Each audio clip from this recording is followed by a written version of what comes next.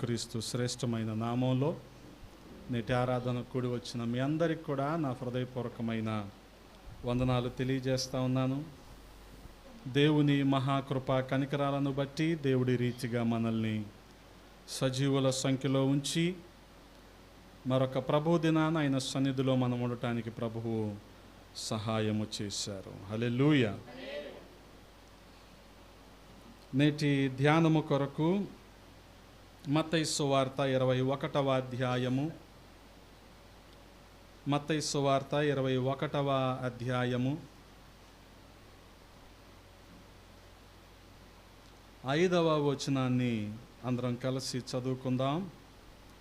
5వ వచనము. ఇదిగో నీ రాజు సాత్వికుడై గాడిదను భారవాహక పశువు పిల్ల అయిన చిన్న గాడిదను ఎక్కి నీ యొద్దకు వచ్చుచున్నాడని సియోను కుమారితో చెప్పుడి. అలాగే 9వ వచనంలో కూడా జనసమూహములలో ఆయనకు ముందు వెళ్ళుచుండిన వారును వెనుక వచ్చుచుండిన వారును దావీదు కుమారునికి జయము, ప్రభువు పేరట వచ్చువాడు స్తుతింపబడును గాక, సర్వోన్నతమైన స్థలములలో జయము అని కేకలు వేయుచుండిరి. ప్రార్థన. మమ్మల్ని అతి మిక్కిలిగా ప్రేమించిన మా ప్రియ పరలోకపు తండ్రి, ఈ ఉదయాన మీ పాద సన్నిధిలో ఉండటానికి మీరు చూపిన కృపను బట్టి స్తోత్రాలు. గడచిన కాలమంతా మీ రెక్కల నీడలో భద్రపరిచారు, క్షేమాన్ని సమృద్ధిని మాకు అందించారు. స్తోత్రాలు. మరొక ప్రభు దినాన మీ సన్నిధిలో ఉండటానికి సహాయము చేశారు. రాజా, మీరు ఏర్పాటు చేసిన ఈ లేఖన భాగాన్ని బట్టి స్తుతిస్తూ ఉన్నాం. వీటిని మా వినికిడిలో దీవించండి, మా సమయాన్ని దీవెనకరంగా మార్చమని బతిమాలుకుంటూ ఉన్నాం. వినగలిగిన చెవిని, గ్రహించే హృదయాన్ని మా అందరికి ఇవ్వండి అయ్యా. మా అందరితో మీరు పేరు పేరున విశేషముగా ముచ్చటించమని బతిమాలుకుంటూ ఉన్నాం. మా కొరతలు కొదవలు తీర్చబడులాగున, మేము ఆత్మీయముగా దీవించబడులాగున మాతో మాట్లాడండి. అల్పుని ప్రభా, నన్ను మరుగు చేయండి, మీ ఆత్మచేత నింపి వాడుకొనండి. సమస్తాన్ని మీ స్వాధీనంలో ఉంచుకొనండి అయ్యా. మీకే మహిమలు ఆరోపిస్తూ యేసయ్య పరిశుద్ధ నామంలో అడిగి వేడుకుంటున్నాము తండ్రి, ఆమేన్. దేవునికి స్తోత్రం. హల్లెలూయా. ప్రభునందు ప్రియ సహోదరి సహోదరులారా, మరి ఈస్టర్ పండగకు ముందు వచ్చే ఆదివారాన్ని మనం మట్లాదివారం అంటాం. యేసుక్రీస్తు ప్రభువారు యెరూషలేములో ఉన్న దేవాలయానికి చిట్ట చివరిగా వెళ్ళిన ఆదివారం ఇది. అందుకనే మరి ఇక్కడ నుంచే, అంటే నేటి నుంచే హోలీ వీక్ అనేది ప్రారంభించబడుతుంది. ఆయన సిలువకు అప్పగించబడటానికి మరి ఆదివారం అనేది ఒక నాందిగా మనం చూస్తూ ఉంటాం. మరి మత్తయి సువార్త 21వ అధ్యాయములో మొదటి 11 వచనాలు, మార్కు సువార్త 11వ అధ్యాయములో మొదటి 11 వచనాలు, లూకా సువార్తలోని 19వ అధ్యాయములో 29వ వచనం నుండి 40వ వచనం వరకు ఉన్న వాక్య భాగము, అలాగే యోహాను సువార్తలో 12వ అధ్యాయములో ఉన్న వాక్య భాగాలు మనం చూడగలిగితే మరి ఈ సందర్భాన్ని మన కళ్ళకు కట్టినట్లుగా అక్కడ వివరించబడుతూ ఉన్నాయి. యేసుక్రీస్తు ప్రభువారు ఏ రీతిగా ఆ రోజు యెరూషలేములో ప్రవేశించారు అనేది మనకి కనబడుతూ ఉంది. ప్రజలందరూ కూడా జయధ్వనులతో ఆయనను ఊరేగిస్తూ ఉన్నారు. 9వ వచనంలో మనం చదువుకుందాం కదా, దావీదు కుమారునికి జయము, ప్రభువు పేరట వచ్చువాడు స్తుతింపబడునుగాక, సర్వోన్నతమైన స్థలములలో జయమని జయ జయనాదాలు చేస్తూ మరి వారి చేతిలో ఖర్జూర మట్టలు పట్టుకొని ఊరేగింపుగా ప్రభువారిని హోసన్నా హోసన్నా దావీదు కుమారునికి జయమని చెప్పి వారు యెరూషలేము వీధుల్లో ఆయన్ని ఊరేగిస్తూ ఉన్నారు. హల్లెలూయా. అందుకనే మనం చూడగలిగితే యెరూషలేములో ప్రవేశిస్తూ ఉన్న ఈ అద్భుత ఘట్టం మన కళ్ళ ముందు కనపడుతూ ఉంది. వాస్తవానికి ఆయన యెరూషలేముకు వెళ్ళటం కొత్తేమీ కాదు, కానీ మరి ఈ రోజున ఆయన యెరూషలేములో ప్రవేశించటం చాలా విశేషమైన అనుభవం. గమనించగలిగితే అంత మునుపు ఎప్పుడు కూడా ఆయన యెరూషలేములోకి వచ్చినప్పుడు ప్రజలెవరు కూడా ఈ రీతిగా ఆయనను వెంబడించలేదు. జనసమూహాలు ఎవరు కూడా ఆయన వెంట ఈ రీతిగా రాలేదు.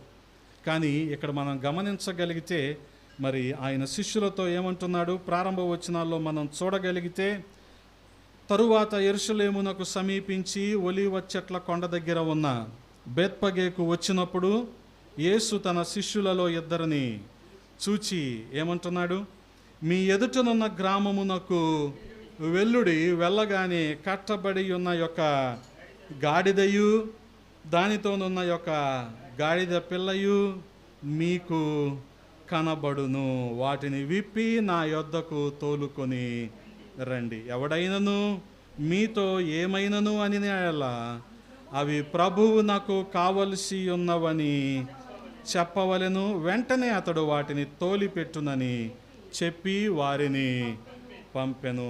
ఆ బేత్పగే గ్రామం దగ్గరికి రాగానే ఇద్దరు శిష్యుల్ని ఆయన పిలిచి వారి తన్న మాట ఏంటంటే, మీ ఎదుటనున్న గ్రామానికి వెళ్ళండి. హల్లెలూయా. అందుకని మరి హోరేబు పరిచర్యలకు పునాది ఏంటంటే, మీ ఎదుటనున్న గ్రామాలకు వెళ్ళండి. ఈ వాగ్దానముతోనే, ఈ దర్శనముతోనే పరిచర్య కొనసాగుతూ ఉంది. అందుకనే ప్రతి మట్లాదివారము మన పరిచర్యకు చాలా ప్రాముఖ్యమైన సందర్భం అని చెప్పాలి. ఆ ఉద్దేశముతోనే, ఆ దర్శనముతోనే మన పరిచర్యలు ఇంకా కొనసాగుతుంది. మీ ఎదుటనున్న గ్రామాలకు వెళ్ళండి. గ్రామాల్లో ఏముంటుంది? ఏమీ ఉండదు. ఒకరోజు కూర వండుకుంటే 2-3 రోజులు వండుకోరు. కాబట్టి ఏం చేస్తారు? గ్రామాల్లో ఎక్కువగా పచ్చళ్ళే తింటారు. అర్థమైందా ఇప్పుడు? అది అందుకనే గ్రామాల్లోకి ఎవడు వెళ్ళడు. అందరూ గ్రామాల్లో నుంచి పట్టణాలకు రావాలని ఆశపడుతూ ఉంటారు. ఎందుకని? పట్టణాల్లో స్విగ్గీ ఉంటుంది, పట్టణాల్లో జొమాటో ఉంటుంది, పట్టణాల్లో మల్టీప్లెక్స్లు ఉంటాయి, అన్నీ ఉంటాయి. కాబట్టి అటువంటి వాటికే, అటువంటి స్థలాలకే వెళ్ళటానికి ఇష్టపడుతూ ఉంటారు. కానీ ప్రభువారు ఆ రోజున శిష్యులకు ఆజ్ఞాపించింది ఏంటంటే, మీ ఎదుటనున్న గ్రామానికి వెళ్ళండి. అక్కడ కట్టబడి ఉన్న ఒక గాడిద, అలాగే గాడిద పిల్ల కూడా కనపడుతూ ఉంటుంది. మీరు చేయవలసింది ఏంటంటే, ఆ గాడిదను, ఆ గాడిద పిల్లను విప్పి నా యొద్దకు తోలుకొని రండి. విప్పిన తర్వాత కూడా చాలా ప్రాముఖ్యంగా మాట అర్థం చేసుకోవాలి. ఎవరి దగ్గరికి తీసుకురావాలి? ఇంత స్పష్టంగా దేవుని వాక్యాలు ఉంటాయి. అంతేగాని గాడిదని విప్పాక, లోకస్తుల్ని రక్షణలోకి నడిపించాక మన వెంట తిప్పుకోవటం అనే పొరపాటు మనం చేయకూడదు. వారిని ఎక్కడికి తీసుకురావాలి? దేవుని వద్దకు తీసుకొని రావాలి, దేవుని సన్నిధికి తీసుకొని రావాలి. అందుకని వాటిని విప్పి నా యొద్దకు తోలుకొని రండి. గమనించండి, గాడిద, అలాగే గాడిద పిల్ల కూడా.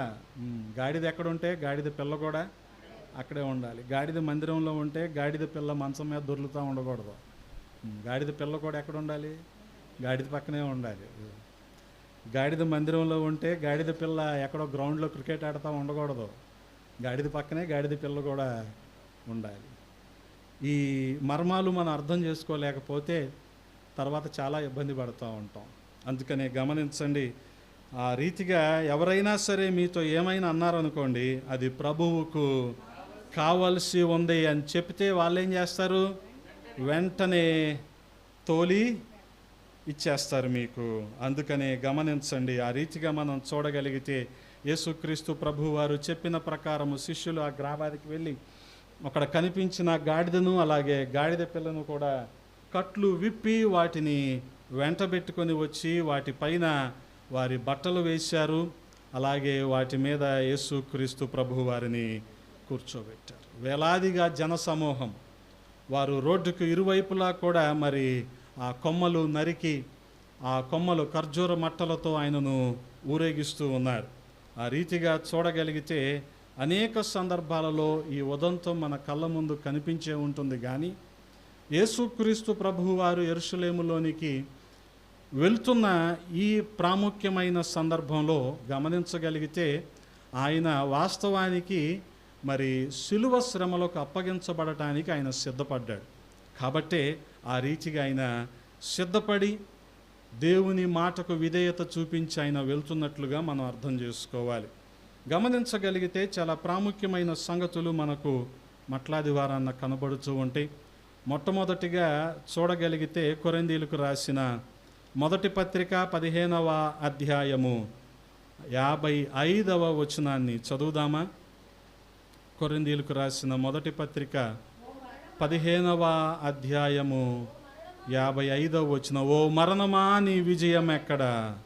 ఓ మరణమా నీ ముల్లెక్కడా? గమనించండి. మొదటిగా ఆనాడు యేసుక్రీస్తు ప్రభువారు గాడిదనెక్కి మరి యెరూషలేము వీధుల్లోకి వచ్చినప్పుడు ప్రజలందరూ కూడా ఆనందంగా ఖర్జూర మట్టలతో ఆ కొమ్మలు ఆ రీతిగా చేత పట్టుకొని ఉత్సాహంగా ఆయన వెంట నడుస్తున్నట్లు మనం చూస్తూ ఉంటాం. వాస్తవానికి ఖర్జూర కొమ్మలు విజయానికి సూచనగా ఉన్నాయి. హల్లెలూయా.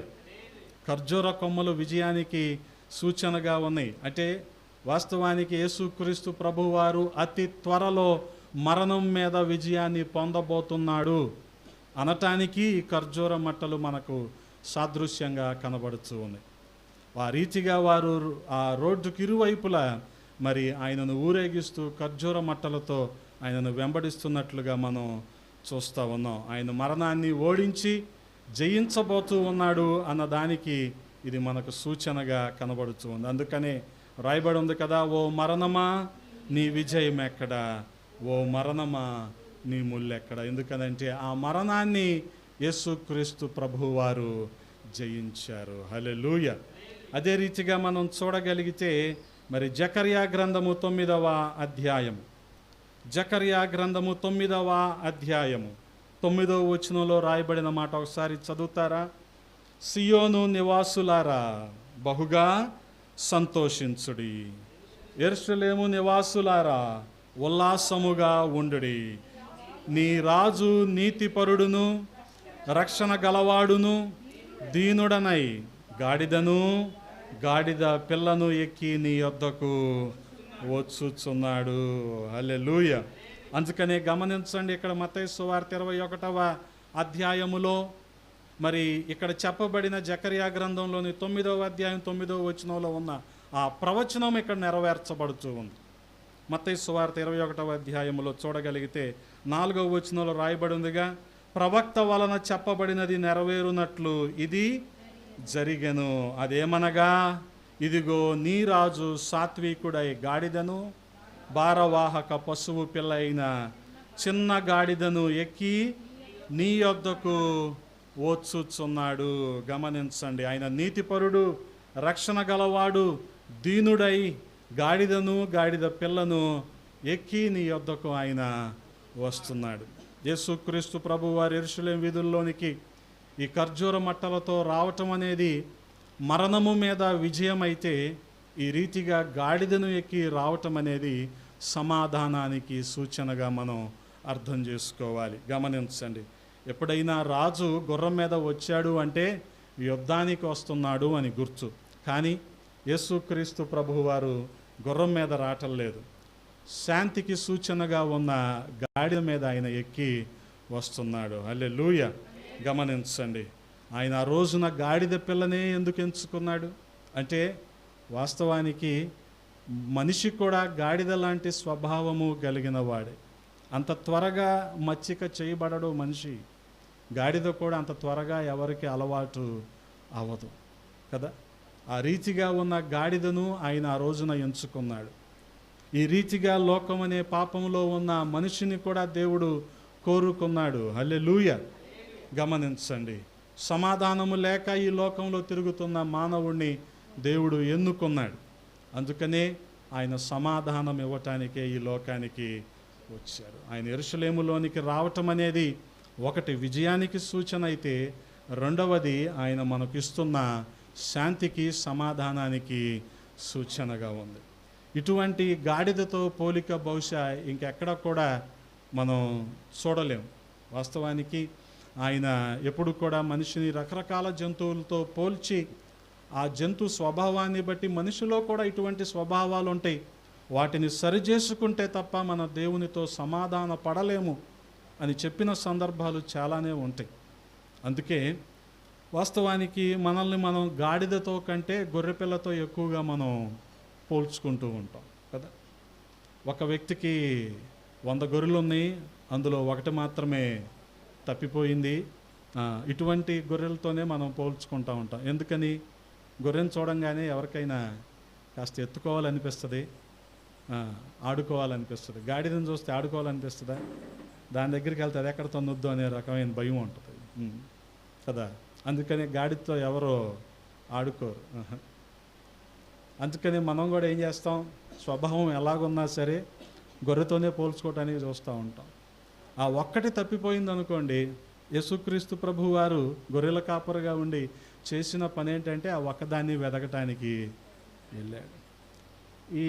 ఈ సోకాల్డ్ కన్జర్వేటివ్ కన్వెన్షనల్ క్రిస్టియన్స్కి అర్థం కాని విషయం ఏంటంటే, ఎవరైనా రాలేదనుకోండి, నువ్వు వెళ్ళి పిలవచ్చగా అంటారు సేవకుడిని కదా.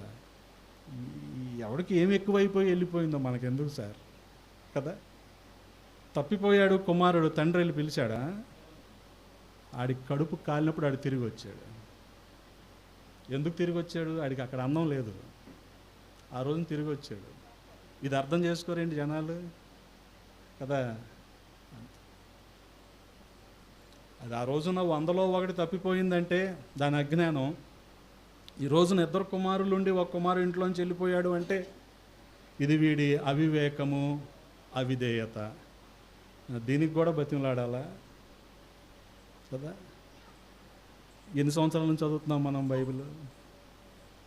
అందుకని ఎదురు చూశాడేమో కానీ తండ్రి వస్తే చేర్చుకున్నాడు కాదనకుండా, కానీ వెళ్ళి పిలుచుకొచ్చాడా? ఆ స్టాండ్ మీద ఉండాలి మనం కూడా. అది అనేకులు వెళ్తూ ఉంటారు, వస్తూ ఉంటారు.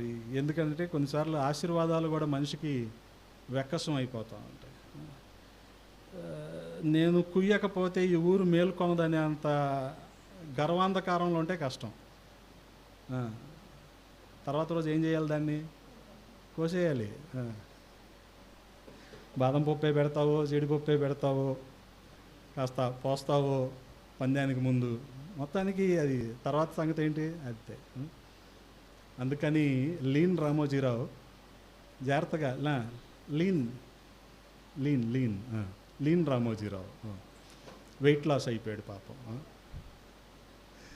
అందుకని వాక్యాన్ని జాగ్రత్తగా అర్థం చేసుకోవాలి.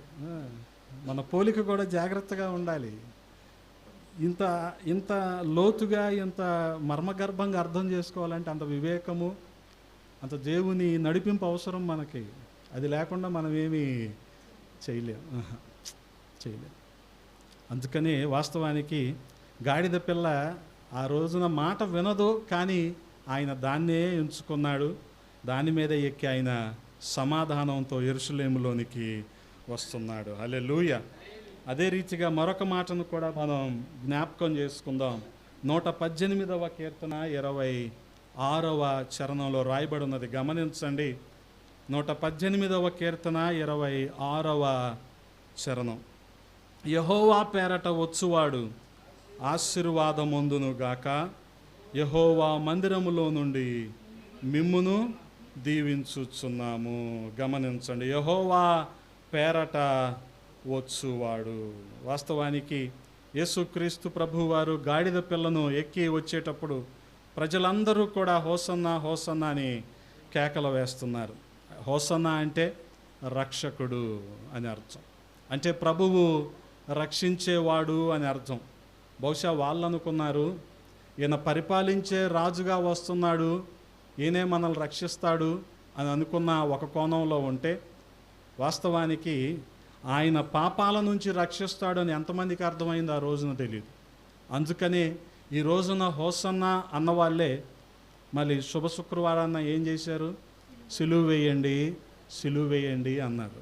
గమనించండి. అంటే ఆ రీతిగా వారికి ఈ హోసన్నాలో ఉన్న పదం వారికి అర్థం కాల, ఆ మర్మం వారికి అర్థం కాల. ఆయన రక్షించేవాడు, అందుకనే యెహోవా పేరట వచ్చువాడు ఆశీర్వాదమొందును గాక, యెహోవా మందిరములో నుండి మిమ్మును దీవించును. అందుకనే గమనించండి, ఎవరైతే యేసుక్రీస్తు ప్రభువు వారిని ఆయన ప్రభువని, ఆయన రక్షకుడని నోటితో ఒప్పుకుంటారో వారు యేసుక్రీస్తు ప్రభువు వారు మృతులలో నుండి దేవుని చేత లేపబడ్డాడు అని విశ్వసిస్తారో వారందరూ కూడా రక్షించబడతారు. హల్లెలూయా. అందుకనే మనం నోటితో ఒప్పుకోవాలి, హృదయమందు విశ్వాసం ఉంచాలి. హల్లెలూయా. అటువంటి క్రమం అనేది అవసరం మనిషికి. అంతేగాని దేవుణ్ణి నమ్ముకుందాం అని చెప్పి ఏ రీతిగా కూడా దేవునికి ఇష్టమైన ప్రవర్తన మనలో లేదనుకోండి, మనం రక్షించబడినట్టు కాదు. అందుకనే రోమీలకు రాసిన పత్రికలో ఉంటుంది 10వ అధ్యాయము 9వ వచనంలో, యేసు ప్రభువు అని నీ నోటితో ఒప్పుకొని దేవుడు మృతులలో నుండి ఆయనను లేపెనని నీ హృదయమందు విశ్వసించిన ఎడల నీవు రక్షింపబడుదువు. గమనించండి, నీవు రక్షింపబడుదువు. అందుకే అటువంటి రక్షణ వారు పొందుకోవటానికే హోసన్న అన్నారు. కానీ గమనించగలిగితే ఆ తరువాత ఏమంటున్నారు? వారు అవివేకంతో ఆయన్ని సిలువ వేయండి అంటున్నారు. అంటే వాస్తవానికి ఆయన యెరూషలేములో ప్రవేశించటం అనేది మొదటిగా విజయానికి గుర్తయితే, రెండవది సమాధానానికి గుర్తయితే, మూడవది రక్షణకు గుర్తుగా ఉంది. హల్లెలూయా. అదే రీతిగా మనం గమనించగలిగితే లూకాసు సువార్త 19వ అధ్యాయము 41వ వచనం చదువుదామా? 19:41. ఆయన పట్టణమునకు సమీపించినప్పుడు దానిని చూచి దాని విషయమై ఏడ్చి, నీవును ఈ దినమందైనను సమాధాన సంబంధమైన సంగతులను తెలుసుకొనిన ఎడల నీకెంతో మేలు. కానీ ఇప్పుడు అవి నీ కన్నులకు మరుగు చేయబడి ఉన్నవి. గమనించండి, యేసుక్రీస్తు ప్రభువు వారు యెరూషలేమును గూర్చి కన్నీరు కారుస్తూ ఉన్నాడు.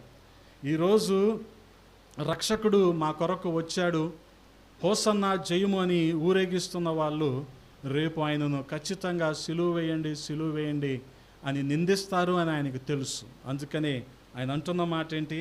ఆయన పట్టణమునకు సమీపించినప్పుడు ఆ పట్టణము యొక్క పరిస్థితిని బట్టి ఆయన ఏం చేస్తున్నాడు?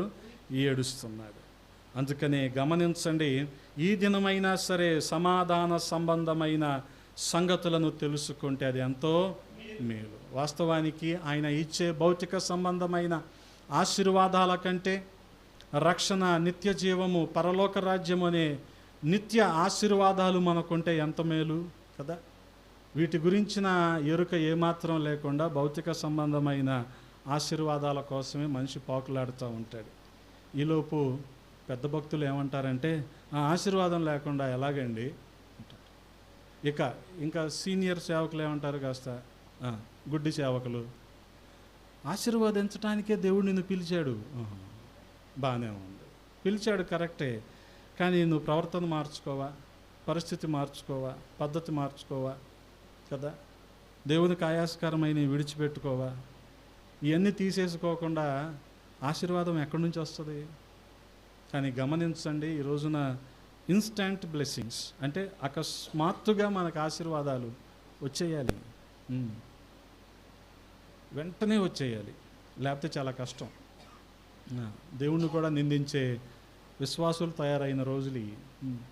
ఆయన మాకేం చేశాడండి అంటారు. నువ్వు బతుకున్నావా? చాలదా?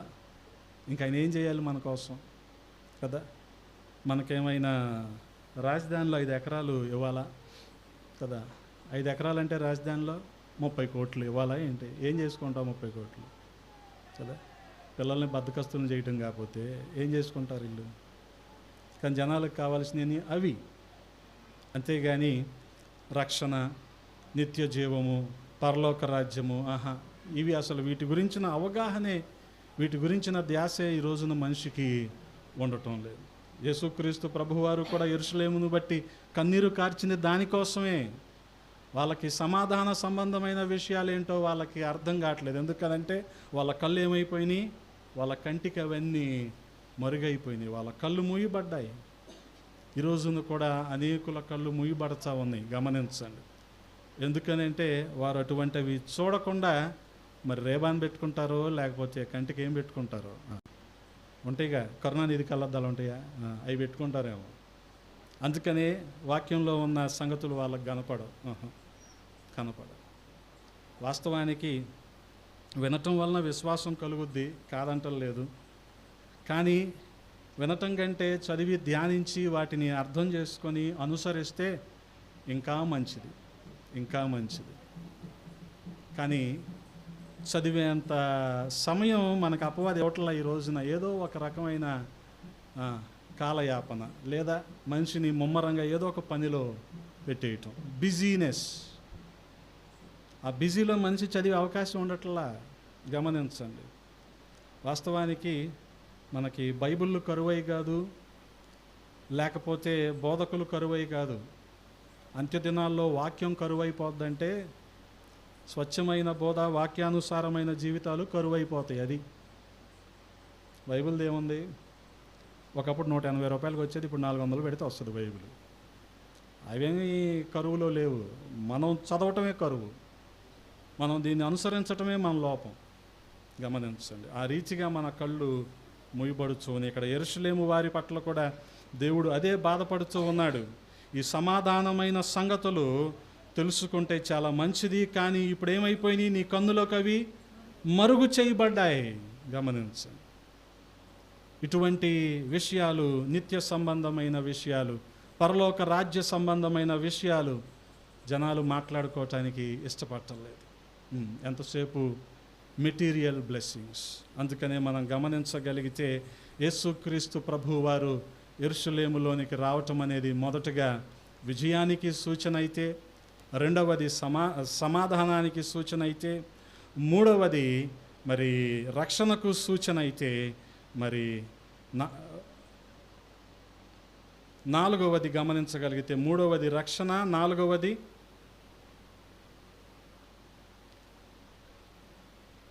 విశ్వాసానికి సూచనగా మనం గమనించాలి. అంత మాత్రమే కాదు, మరొక సంగతి కూడా నేను మీకు జ్ఞాపకం చేస్తాను. యోహాను సువార్త 11వ అధ్యాయము 25వ వచనం. 11వ అధ్యాయము 25వ వచనము. అందుకు యేసు, పునరుద్ధానమును జీవమును నేనే, నా యందు విశ్వాసముంచువాడు చనిపోయినను బ్రతుకును. హల్లెలూయా. ఆయన నిజమైన రక్షకుడని బహుశా యెరూషలేము వారికి అర్థమైందో లేదో కానీ, కొంతసేపు ఉండి తర్వాత వాడిపోయే ఖర్జూర మట్టలు పట్టుకొని అయితే వాళ్ళు ఊరేగిస్తూ ఉన్నారు. వాస్తవానికి అటువంటి తాత్కాలికమైన వాటి కొరకే మనిషి తాపత్రయపడుతూ ఉంటాడు, కానీ నిరంతరం ఉండే మరి పరలోక రాజ్యం గురించి మనం ఇంకెంత ఆశను కలిగి ఉండాలి. గమనించండి. ఆయన ఆ మరణపు ముళ్ళును విరిచి మరణ భయాన్ని మనకు నుంచి తీసివేసి మనకు పరలోక రాజ్యాన్ని ఇవ్వటానికే ఆయన సిద్ధపడి యెరూషలేములో ప్రవేశించాడు. అతి త్వరలో ఆయన సిలువకు అప్పగించబడబోతూ ఉన్నాడు. హల్లెలూయా. అందుకని మట్లాదివారం రోజున మనం ఈ విషయాలన్నీ కూడా జ్ఞాపకం ఉంచుకోవాలి. ఆయన ఎందుకు యెరూషలేములోనికి ప్రవేశించాడు? వాస్తవానికి ఆయన పుట్టిందే సిలువకు అప్పగించబడటానికి.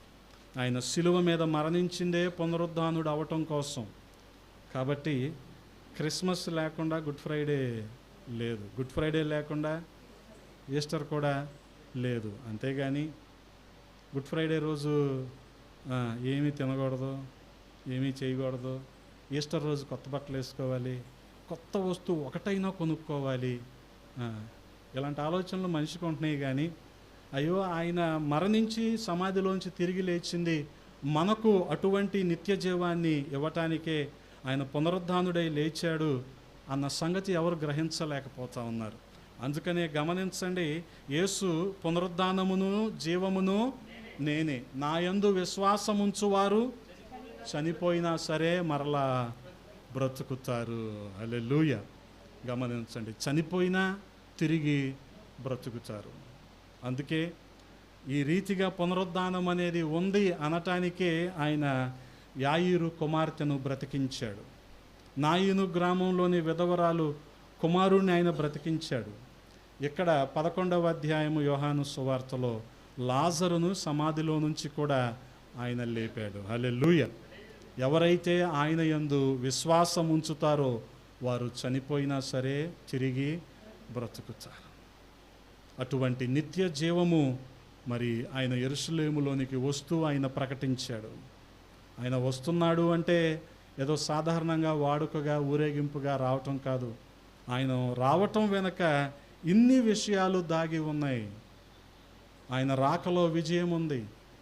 ఆయన యెరూషలేముకు రావటంలో సమాధానం ఉంది. ఆయన యెరూషలేముకు రావటంలో రక్షణ దాగి ఉంది. ఆయన యెరూషలేముకు రావటంలో విశ్వాసం ఉంది. ఆయన యెరూషలేముకు రావటంలో మరి గమనించగలిగితే పునరుద్ధానం ఉంది. అంటే తిరిగి బ్రతకటం. హల్లెలూయా. మరణాన్ని జయించి ఆయన ఏ రీతిగా అయితే బ్రతికాడో అలాగే ఆయన యందు విశ్వాసం ఉంచేవారు కూడా తిరిగి బ్రతుకుతారు. చనిపోయినా తిరిగి బ్రతుకుతారు. గమనించండి. ఆ విశ్వాసంతోనే మనం కూడా బ్రతుకుతున్నాం. ఆ నిరీక్షణతోనే మనము కూడా ఉన్నాం. అందుకనే ఆయన చనిపోయి 3వ దినాన పునరుద్ధానుడై తిరిగి లేచాడు. ఎవరైతే విశ్వాసం ఉంచుతారో ఆ పునరుద్ధాన శక్తి వారిలో కూడా పనిచేస్తుంది. ఈ విషయాన్ని మనం మర్చిపోకూడదు. అందుకే ఈ మట్లాదివారం రోజున ప్రతి ఒక్కరము కూడా చెప్పబడిన విషయాలను బట్టి హెచ్చరించబడదాం. అలాగే వీటిని ధ్యానిద్దాం. మరింతగా దేవునితో సహవాసాన్ని కలిగి ఉందాం. ఏదో వాడుకగా కాదు, కానీ దేవుని వాక్యాన్ని ధ్యానించి అనుసరించినప్పుడు మనకి కలిగే మేళ్ళు అవి మనం ఊహించలేం. దేవుడు ఆ రీతిగా మనల్ని దీవిస్తాడు, ఆశీర్వదిస్తాడు. అటువంటి కృప దేవాది దేవుడు మనందరికీ దయచేయునుగాక. ఆమేన్. తలలు వంచండి, ప్రార్థన చేసుకుందాం. పరిశుద్ధుడా, ప్రేమ కలిగిన తండ్రి, ఈ ఉదయాన్న కొద్ది మాటలు ధ్యానించటానికి నాయన మీరు కృపనిచ్చారు. స్తోత్రాలు రాజా. మీరు యెరూషలేములోకి జయోత్సాహముతో వచ్చి మరణం మీద జయాన్ని ప్రకటించారయ్యా. గాడిద మీద వచ్చి శాంతి సమాధానాన్ని ప్రకటించారు. ఆ రీతిగా మీరు ఈ లోకానికి వచ్చింది పాపులను రక్షించడానికే అని మరొకసారి మీరు రుజువు చేశారు. అటు విశ్వాసంలో మేము ఉన్నప్పుడు మేము కూడా పునరుద్ధాన బలాన్ని అనుభవిస్తామని మీరు మాకు జ్ఞాపకం చేశారు. వందనాలు. విన్న మాటలు మా హృదయంలో భద్రపరచండి, నీరు కట్టి ఫలింపచేయండి. మీ కృపకు అప్పగిస్తూ ఉన్నాం. సహాయము చేయండి. ప్రతి ఒక్కరిని దీవించి ఆశీర్వదించమని యేసయ్య నామంలో అడిగి వేడుకుంటున్నాము తండ్రి. ఆమేన్.